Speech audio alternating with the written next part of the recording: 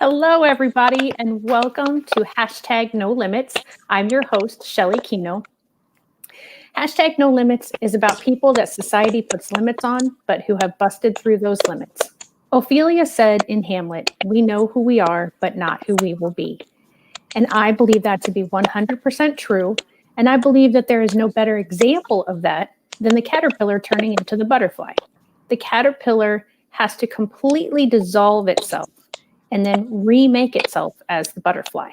And then the butterfly has to struggle in order to get out of the cocoon. And if it doesn't struggle enough, then its wings won't be strong enough to get it to be able to fly. And all of that sounds very difficult and very challenging, but it's the same way for people where society has placed limits. And if we have a good support system, we can bust through those limits. An area where I have seen limits placed on people is on people who are nonverbal and people who have aged out of the education system. That brings me to my guests today. Katie is a wife and a mother. She has been an educator and she has one amazing daughter, Rachel. Rachel was born with Wolf HIrschhorn Syndrome and is nonverbal and has aged out of the education system. Rachel was one of my first students in my first teaching assignment, and then years later, we found each other again at a therapeutic writing center. So, welcome, Katie and Rachel. How are you guys today? We're good. How are you? Good. So, Katie, can you tell us a little bit about yourself, a little bit about Rachel, and then can you try to explain? I know it's not easy, but what Wolf HIrschhorn Syndrome is? I have a hard time saying it. Okay. Yeah. I don't know. You explained everything. I'm a wife. I'm a mother.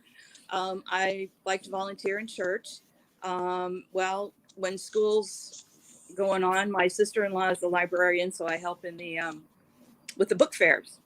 Nice. And Rachel and I go to the book fairs. So, and I don't know. For the last 28 years, I've been her mom. So, that's what people call me. Or I go out. Rachel's Where's mom. Rachel? Yeah. Where's Rachel? Yep. You Rachel, are kind of a pair. It's rare to see one of you without the other one. Yeah. So I don't know if that's good or bad, huh, Rach? Is that good or bad? She's 28 years old and she has a chromosome disorder called Wolf HIrschhorn Syndrome. 4p minus is a lot easier to remember. Okay. She's missing part of her fourth chromosome, is what it is. Okay. And I don't know. There's a lot. I guess it's with any. 1 in 50,000 births, basically. Okay. And she has, what do I want to say? There's a range of issues that they have. One thing, and she has seizures. Don't listen. They're well controlled, I think. The last one she had was kind of almost I think it was her body's way of saying there's something wrong, because she wasn't having any outside symptoms of something that was sick. And to find out what was going on, well, she was doing some vomiting. They did a CT scan, which led to an issue with her kidneys that we weren't aware of. Okay. So if she wouldn't have had the seizure, anyway, Right. Who knows? Right. She has seizures. She has feeding problems. Not quite so much anymore. She does have a feeding tube, but she will eat by mouth pureed foods. Some lumps. If it's a texture like third food, baby food, she's okay. But if there's one lump, she'll spit it right back out at me. Swallow everything else in her mouth, but spit out the lump. She's not one for drinking a lot, so that's what the G tube is for. Okay. What else is up? She's tiny for even, right? You're small, and that's another characteristic of the syndrome. She was 3 pounds 4 ounces when she was born, and a lot of them are really small. What else? Physical and mental disabilities or developmental delays, I guess maybe would be a better way to say it. Low muscle tone, but I don't know, when she gets ornery or excited, it kicks in and she gets as stiff as a board. So I don't know about that one. Right, Missy? What else? communication, she doesn't talk, but her receptive language is better than her expressive, which I think is common with this syndrome. So I don't know. Did I get everything right? I mean, you gave us a lot. I wrote some stuff down. There are kidney issues, which we've been following, but this latest is something that's totally, new. So, okay. And that brings up a later question: is where to go to get her treated? Right. Because she's 28 years old, the children's hospitals, with the insurance purposes, I think they don't want to do surgery or any kind of invasive stuff anymore with her. But my fear is if she goes to an adult hospital, will they have the right equipment to treat her? So, right. But we're working on it. We have an appointment with a urologist at SLU, so for the end of the month. So hopefully that'll solve that problem. And that kind of blends into what we're talking about today, because kind of in a reverse situation, there are the limits of children's and specialty doctors for children. And they assume that children are no longer a child when they're 21? Is that the oldest, I think, or is it 18? I think 21, that's pushing it. Yeah. But that's a limit, because not everybody is going to reach that. And that's, so that's one of those things. So hopefully, you will be able to get that out. And if the children's hospital is the more appropriate location for her, then they will go ahead and, help you out and work with that and get her in there. Right. So speaking of limits and limitations upon her, not that she has placed on herself, but that society or school systems have placed on her. How much time do I have? Do I need it? Oh, it's water under the bridge. She's out of the school. My issue with the school system was never the teachers. It was the administrators, which is who you're having all these meetings and everything. And they look at her, she's nonverbal. She uses a wheelchair to get around. We don't have a program for her in our school. They wanted to ship her off somewhere else. And it wasn't until I said, isn't it the law that you educate my child? Oh, okay. Good for you. And they quit trying to push that. Right. That was elementary school, the same thing. I knew it was happening when the principal and the superintendent both came to the high school, both came to our IEP meeting. And I'm like, and again, Craig said, it sounds like you don't want Rachel at your school. Then they backed off.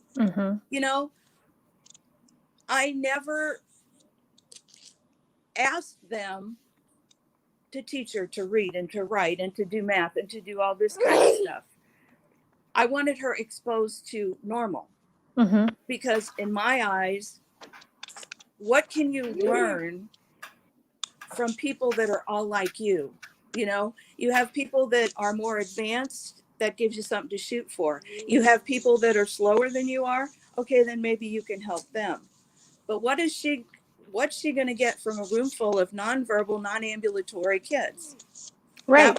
That was my thinking, But once we got in, and the teachers were wonderful at, thinking out of the box with her IEP. She had an individual aide who would push her up to whatever activity was going on with girls or her age, and, to include her that way. That was the biggest obstacle that we faced. And it was here in Illinois. She actually, I shouldn't say that, but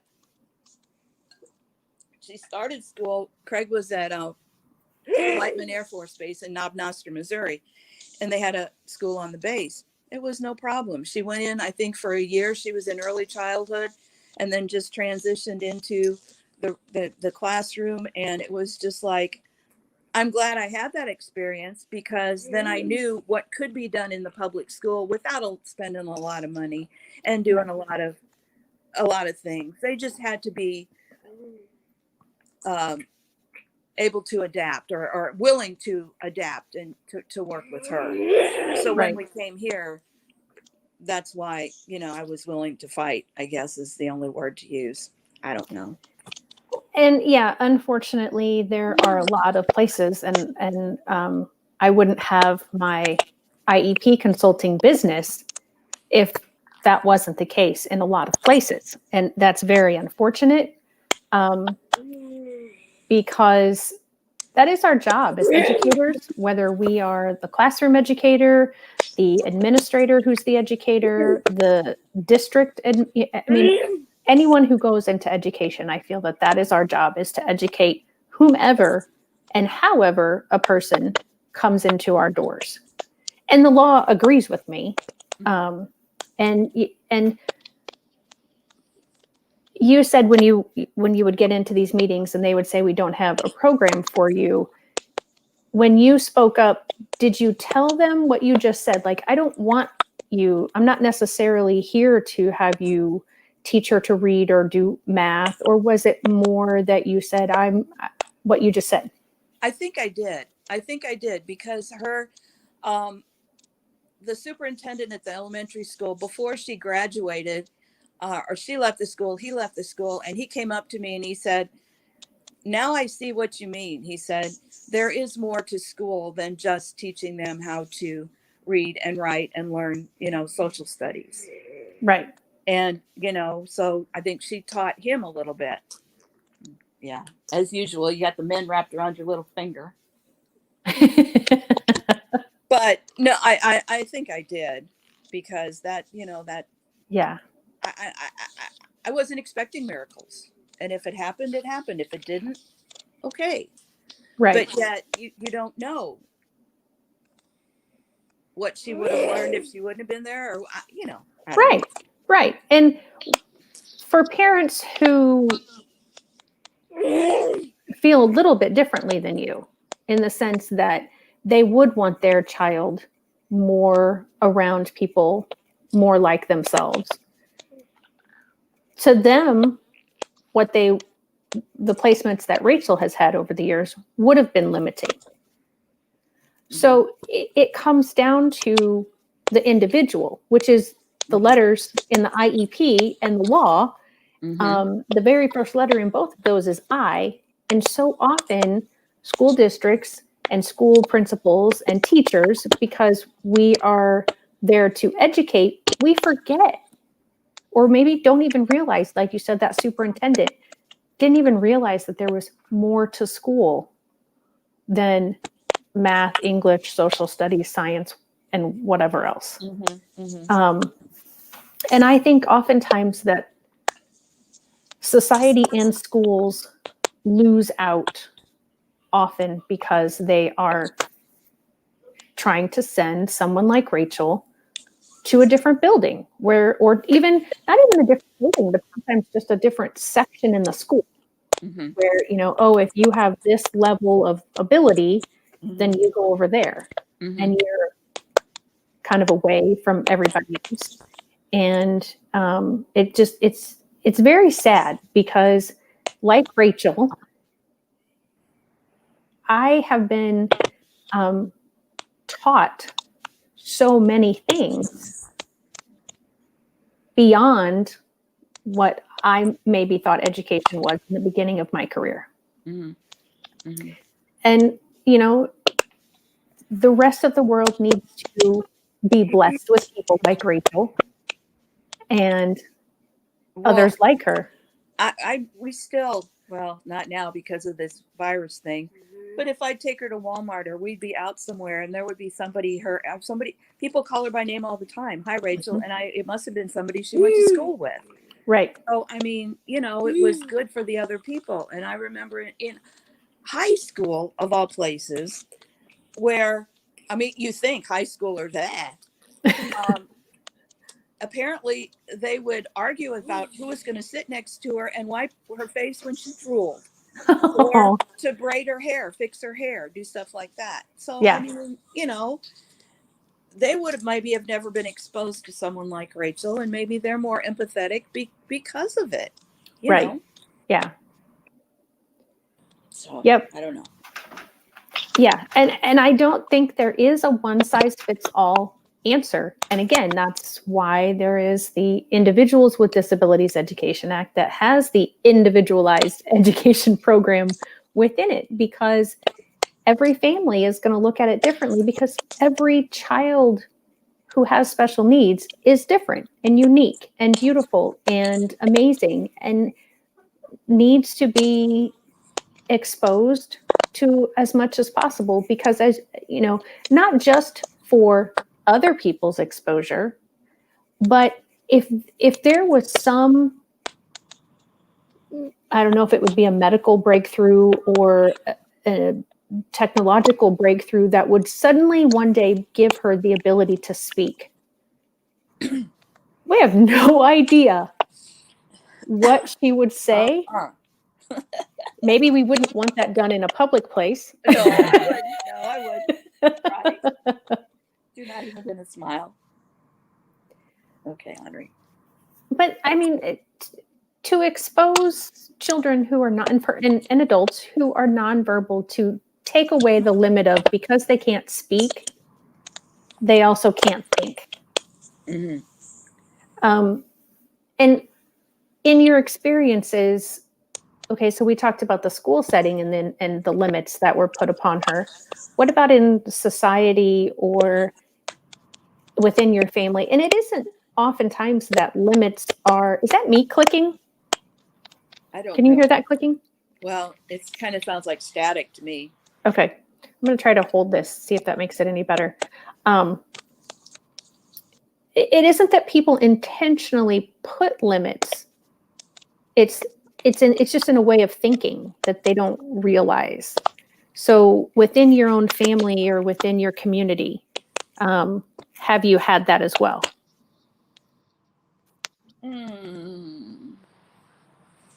I don't know, not as much. Maybe in the fact that, now why are you going to have a meltdown? Maybe in the fact that, like, if I'm for instance, at the zoo or we're somewhere and I'm standing back a little bit with her. She's in her wheelchair because I don't want them to back up and fall into her or whatever, Mm-hmm. And there's some people that they just boom, cut right in front of you. Oh, And it's just kind of a rude thing like that. I don't know. It's like, why did you think I was standing here? I'm in the line. It's not moving, but right. Yeah. And, just kind of rude like that. I mean, a lot of, I don't know, society. I don't know. Some people tend to ignore, which is, Yeah. I don't know. Society. I don't know. I just take her everywhere. So I guess everybody's used to Right. seeing her. Yeah. And I'm sure, and I'm glad that it's difficult to remember, when she was younger, and the reason I say I'm glad it's difficult to remember is because if there had been some extremely hurtful or rude experiences, then you would tend to probably remember those. So hopefully that means there wasn't a lot of that kind of experience. They're few and far between. Yeah. Really, I think they are. Well, that's good. That's good to hear. Hopefully, at least our county is accepting and more understanding, and because I'm surprised, to be honest. I remember teaching in the one district where I taught for so long and thinking, how do I have so many different varieties from such a small population of people? Because I think in my teaching career, and I've pretty much only had a classroom of my own in our county, I think I've covered almost every eligibility, or I have covered every eligibility. I have covered every eligibility under IDEA. So to me, it's like we only have population of like 35,000 people. Yeah. So, you know, and I just think that's a good thing for us, because hopefully it does help us be more welcoming and inclusive and understanding and compassionate. And, you know, hopefully we aren't placing those limits all the time on people. Yeah. Sit up. So we talked about how her limits, that she busted through them going through school. So when did you find the therapeutic writing center? As I mentioned earlier, you know, I met Rachel when I was doing my first teaching assignment, and then a few years later, met her again at the therapeutic writing center. She actually rode. I discovered it when we were at Whiteman Air Force Base, and she did it there for a while, and then, well, here we go. They were billing it to the insurance, and they couldn't document any progress. So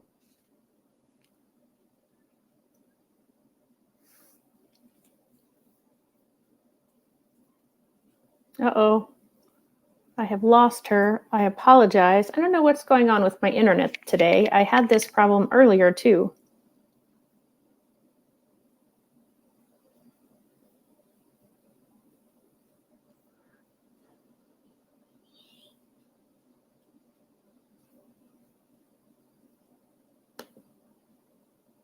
Let me see if I can get this back up. Yep, I seem to have lost them.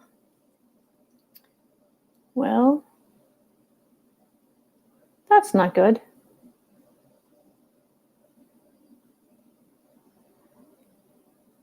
Okay, she has officially logged out. So we're going to give her just a couple of minutes and see if, okay, I think she's coming.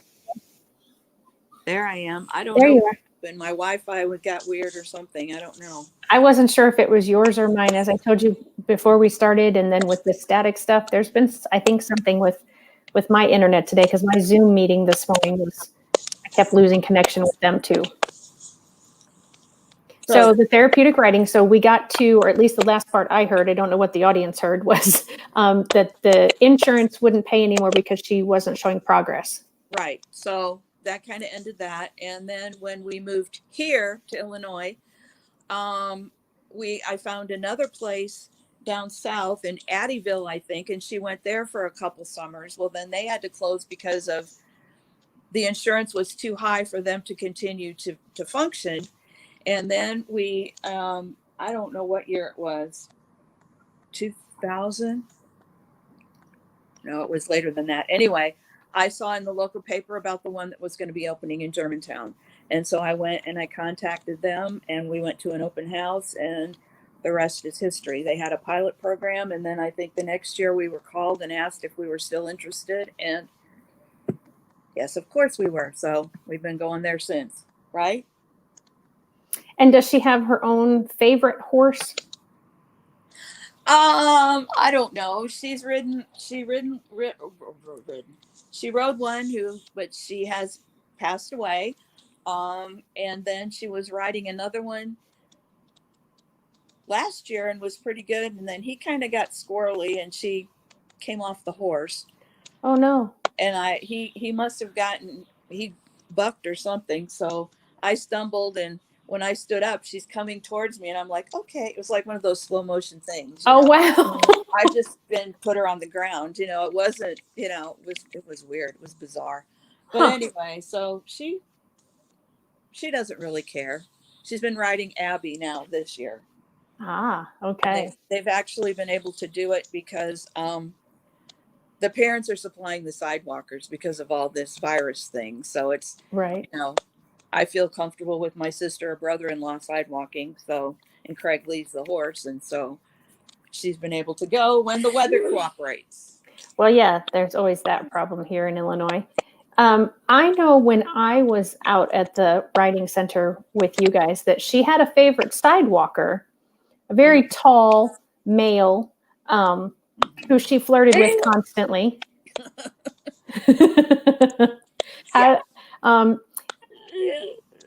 Has she had any, I mean, I know currently, if it's all family, she probably isn't flirting, but does she often flirt with her male sidewalkers? Yeah. It's the she leans to whatever side the male's on. So they think the instructor thinks, well, maybe, or you're constantly shifting her. It's like, no, they put him to the other side and she leans the other way. So, yeah, you do that with, males of any age, actually. Oh, yeah? You're terrible. You're terrible. You really are. Mm-hmm. She's telling me, don't tell my secrets, Miss Shelley. Don't rat me out about all these guys that I like. Terrible, aren't you? I think the sidewalker that I'm thinking of, I think his name was Tyson. Does that sound right? Mm-hmm. Mm-hmm. Is he still out there? I think he is, but he hasn't sidewalked with Rachel in a while. But yeah. Oh, okay. Rachel, do you remember Tyson? Oh, do you? Okay. Stop. So what kind of progress has she made? As I mentioned right before we started and she was kind of slumping over, I know I've recently seen a picture of her on her horse, or a horse, where she was sitting up perfectly straight and no one was holding her. And when I was out there, that wasn't the case at all. So besides being able to have some better core muscles now, what other things has she accomplished since doing her therapeutic riding? Let's see. There's no major things like, she's not walking or talking or anything like that. It's more little things, but she will either hit a switch that says walk on, which is what you're supposed to say to get the horse to walk, or if you stop and put your hand out and say, touch my hand if you want to go, she'll touch your hand. So it's kind of, maybe following directions, I guess that's what it would be. Mm-hmm. Yeah, is that what it is? She also, I don't know, I noticed too much when I'm sidewalking, but she always has got hand wringing going on here. And if she's on the horse long enough, she will bring her hands down to the side and kind of relax them, and she'll, bring them apart. Still not holding on Right. to anything, but she'll relax in that way. What else? Oh yeah, you've been known to do sit-ups on the horse. They lay her back and she'll, without even pulling up. I mean, her stomach, I call Wow. it, she will come up into a sitting position, That's amazing. So, but we haven't done that this year. Maybe we'll have to do that. What do you think? No, not really. Okay. So a lot of the muscle tone, the low muscle tone, has been helped by the therapeutic riding. Yes, or yes. okay. I think so. She sometimes, well, Abby's short enough that Craig's able to lift her on the horse from the ground, but when she has to use the ramp or the I don't know what they call it, in order to get on the horse, which is more me standing there putting her on the horse, Okay. that way. She gets so excited. She'll either start laughing and won't sit up straight, or her legs will be so stiff that it's like, you got to relax, Rachel, or you can't get on the horse, Right. Yeah. Get legs apart. So yeah, I think the muscle tone has been helped. So That's wonderful. And it isn't that, I mean, I know their slogan is, where miracles happen. But those are miracles. I mean, miracles don't have to be big, ginormous things, I mean, those are things that I'm guessing that when she was born and she was given her diagnosis, that the doctors thought she would never be able to do. Yeah, right. Exactly. So those are the kinds of limits that I love to see people breaking through, because I've heard way too many times doctors, and I don't know if they're doing that to try to prepare parents in a way that when those things are bust through, they're extremely happy versus telling them that, oh, your child's probably, if they work really hard, they could probably do X, Y, and Z. But I've heard too many examples where the doctors say those kinds of things of, oh, they're never going to do this and they're never going to do that. And I've lost her again. I apologize to the audience. I do not know what is going on with my internet today. I'm pretty sure it's mine, not theirs. As I mentioned, I'd had some problems earlier in a Zoom meeting. So we're going to give it just a minute and see if she's able to come back this time. If not, to the medical professionals that might be watching, it is a question that I'm curious about because I have spoken and dealt with many families over the years that when their child was born with traumatic brain injury or cleft palate or like this, the -4P or 4-P, whatever it was, or, some other genetic or chromosomal thing, the parents are, I would say, unanimous in being told that their child is not going to walk and their child is not going to talk and their child is not going to whatever it is. So I'm really curious if that's because it's let's give you the worst case scenario so that you are prepared if that does happen.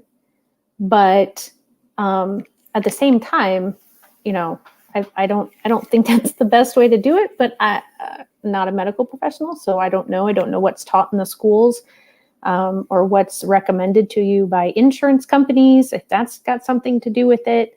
I really have no idea, but you have given me reason to do this because I want people to see that it isn't always what you're told that will define who you are. Those of you who watch me on a regular basis, that, the reason we have this butterfly up here is because I don't know who, when I was 12 or 5 or 17 or even 30, that I would be the person that I am today. And that applies to every single person, whatever abilities or struggles that you're going through. So I hope you all take that to heart. It doesn't appear she has completely logged off now. So we'll give her another bit and see if she gets logged back in. And for all I know, I'm speaking and I'm the one who's gone dark, and I'll watch the replay and there'll be gaps where I'm not in it.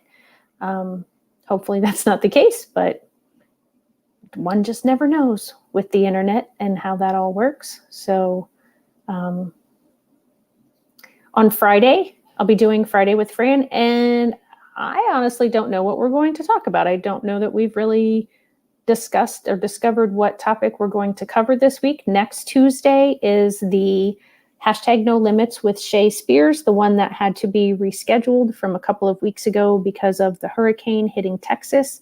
And literally minutes before she was scheduled to come on, we had to reschedule because she had to voluntarily evacuate her home.